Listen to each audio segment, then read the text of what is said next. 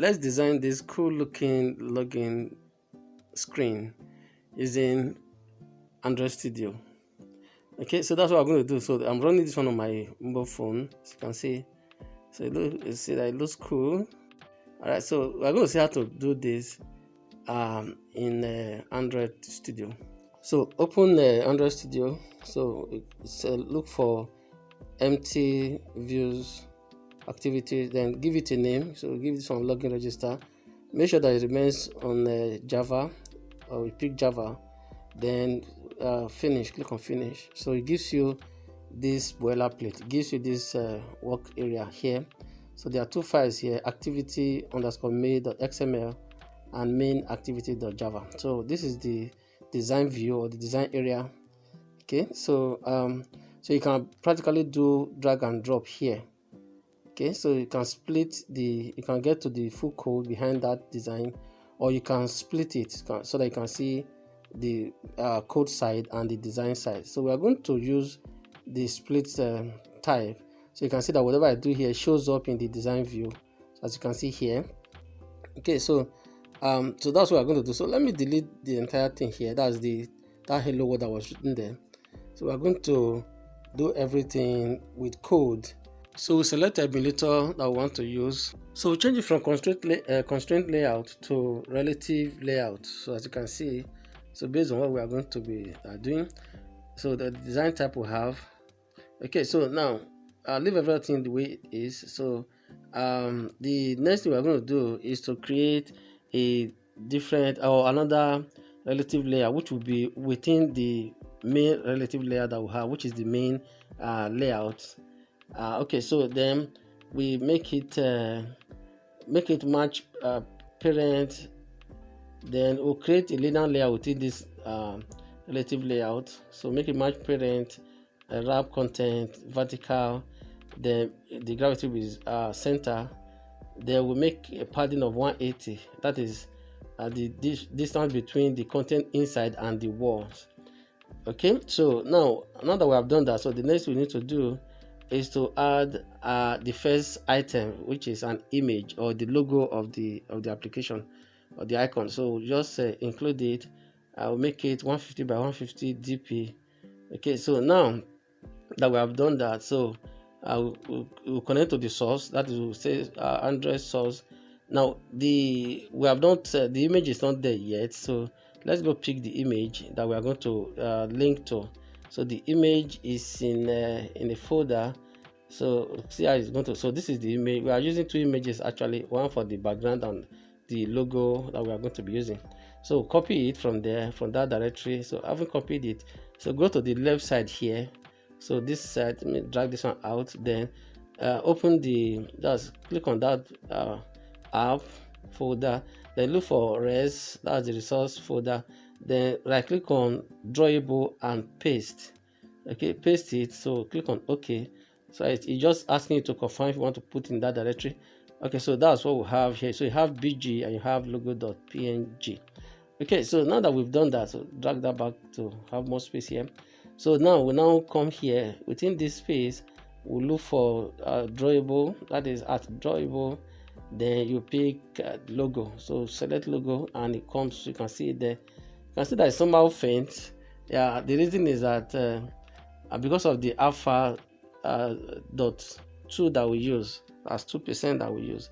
So if you are familiar with CSS, this is where you have something like opacity. Okay, so let's remove that for now. Okay, so see that it opens properly now. I mean, it's clearer now. Okay, so that stays there. So we need to put a text underneath this logo. Okay, so what we do, we include a text view. So in text view, we wrap content and wrap content, that is the height and the width. Then the text there will be fold up, so it will stay under that. So as you can see, they will now say the style should be bold, so I have to make it a little bit clearer. Then the size will be 28 sp. Okay, so then remember we use DP there, we use SP here. So if you use this, what happens is that the difference between DP and SP is that SP stands for scalable pixels, while DP stands for density independent pixel. So the DP does not preserve user settings, while SP preserves user font settings. So that's why we normally use SP for font or anything that has to do with font. Okay, so now we'll include a card underneath the text. So this is going to hold the input element at the username and password, the email input and password input. Okay, so then it will mount parent, then the height will be 400 dp, then we'll make it to have a 70% of the opacity, that's the alpha. So that does what opacity is, what opacity does. Okay, so let's see what happens. So we are going to make it rounded at the corners. Okay, so this is what we have so far. It doesn't show. Let's see. Okay, yeah, the reason why it's not showing is because of we need to take it down. We need to push this card widget down. So we'll now say layout, align parent button true, so that to take it down, so you can see. So you can see now that it shows up the logo that wasn't showing before. Then of course the corner radius will be 30 dp, then the alpha will be 0.7, so that whatever is underneath it will show in a way. We are going to see it in a moment. Okay, so now that we have done that, so the next thing we need to do, let's add the background to this design. So we'll come to the main to the relative layout. Okay, so what we'll do, add background here, then we'll pick BG, drawable BG. So you can see how it appears now. So you see that it looks cool. So it's sort of the BG comes from here, just like I told us earlier. Okay, so it's coming from here. So you see how the card sort of overlays it, so it looks cool. Okay, so this is what we have so far. You can see the border radius or the corner radius. Border radius is when we use CSS, but here is known as corner radius. Okay, so if I make it 300, then you can see that it's almost perfect circle. Of course, you know that perfect circle is 360. Okay, so then we'll push it down. So we'll now say margin bottom minus that's negative 25, so that to push it to the wall. We don't want the border radius to affect the bottom, or to do as if it's affecting the bottom. So instead of doing the top right, bottom left as we'll do in CSS, so we'll just move it down so it flushes with the bottom right there. Okay, so then it is possible for the items to be too much for certain screens. So that's why I'm going to add scroll view, so to allow the content within the card to be scrollable. That's, you could scroll up and down within the card. Okay, so that's why I have the scroll view. Then within that we include the text view. Then the text view will have a wrap content and for the height, and wrap content for the width. Okay, so we give it a text called login. Then we now give it a the font size or the text size as 38 SP. Okay, so remember that the SP stands for scalable pixels. Okay, so then we make it text style as bold, so you can see how it appears there. Okay, so then note that all that we are doing now will be within the linear layout that has to do with, that is within the scrollable or the scroll view. Okay, so we add a new view there. So this view there, know that it is not text view. This view there is just to put a space. Okay, just to put that virtual space there, or put a space between elements. So we enter another text view. So here, so text view will be made bold. So we'll call it user email address. Then we add the corresponding edit text for the email ID. Okay, so as you can see here, so input tag will be text email address.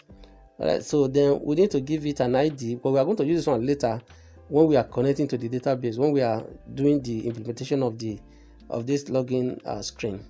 Okay, so we use email underscore ID. Okay, so so that's what we have so far. So you can see how it looks at the preview area here. Okay, so if you run it now, remember that we chose an emulator before. So let me take this one out of, let me undock it to be on its own window. So as you can see here, this is how it looks This is the, so check if your own is like this. If you want the logo and the background, I could send it to you. All right, so this is what we have so far. So I'll just copy it. I just duplicate this so I can, because of time, just copy it, highlight it. Note where I'm highlighting from the view up to the edit text. Okay, so we copy that, then go underneath it here, still within the closing linear layout, then we just paste it, then edit it to suit for password. Okay, so text password, then this one will be password _1. I normally just try to use password _1 instead of just password. All right, so now of course you can give it whatever it is you want to give it. Then we'll add a button underneath this. So we'll now say button, then match parent, then the height of the button will be 70 dp. Okay, so then we'll give it a text as login, then we'll give it a green to match our theme, if you like.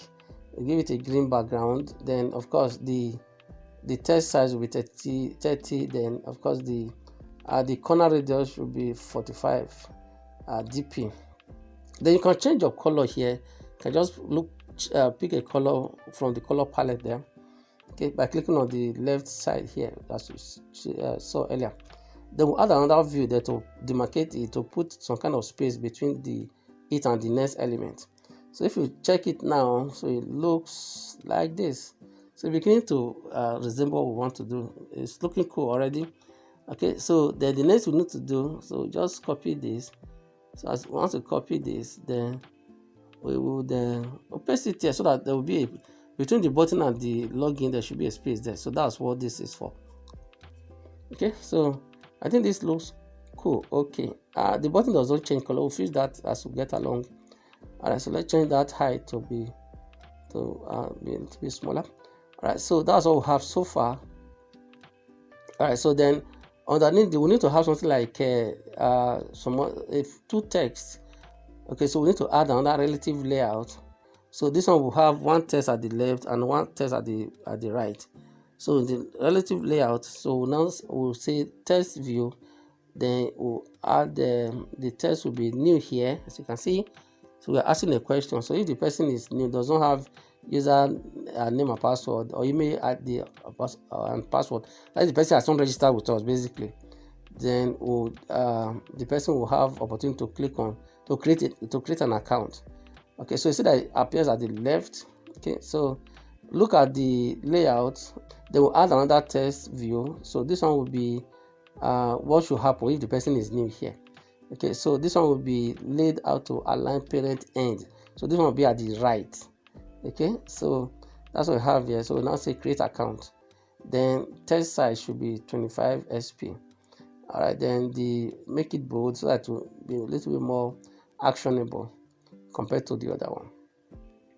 Okay, so then we'll add another view. So this one will now demarcate that and this. That's not demarcate the text and this other one. So you can see it right here. Okay, so I think it looks cool so far. I think the major issue now is the button there. So go to the button that we have here. Then so you can see this card view here. So you can increase or reduce the height, depends on what you are working on. Okay, so let's run it again. So you can see that you can practically scroll within that, just like I told you earlier. You can scroll within the card here.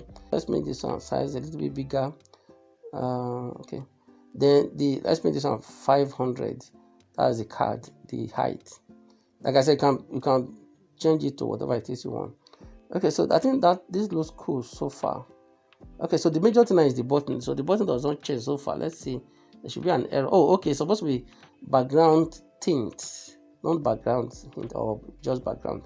Okay, so you can see that it changes now and it looks cool. So it fits and it matches the theme we are using.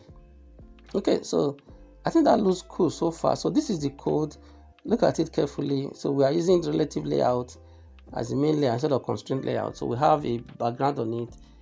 Okay, so then we have another relative layout that is nested, that is within it, the main one. Close that up. Then within that relative layout, they will have a linear layout. Then so look at it, just compare with your code and see if there's anything different. So if you want the code, don't forget to ask, we'll send it to you. Okay, so then so let's look at other things. So you could work around this by adjusting. So that was too big, let me reduce that. So if you look at it now, I think it looks, yeah, I think this looks cool. You are at liberty to do whatever it is you want to do here. All right, so this is what we have so far. So just stay tuned here, stay with us on this platform. We are going to continue with this. We are going to create a registration form or screen that we can use to log in, register later, and it will connect to the database. It will connect to SQLite. So we can also connect to Firebase, okay, later. So, but just stick with us and on this platform. All right, so look at the code, compare with yours, and see if anything is missing. All right, so once you have done that, so you can test it and see if everything is okay. All right, so this is all we have so far. Okay, so let's see. So I think everything looks okay so far. So let's test it now, so you can see how it is. Fill the form, then enter your password. So once you enter your password, then click this. So I'm running this one from the emulator. Then I'm also going to run it with my phone, because I'll connect my phone to it to see. I will install it in my phone basically to see how it is. That will be in the preview. Okay, so see how we have. I think this looks cool so far. So look at that. All right, so I hope this helps you. If this video helped you in any way, subscribe to this channel if you have not done so already. Like the video and share it. Thank you for watching. See you in another video.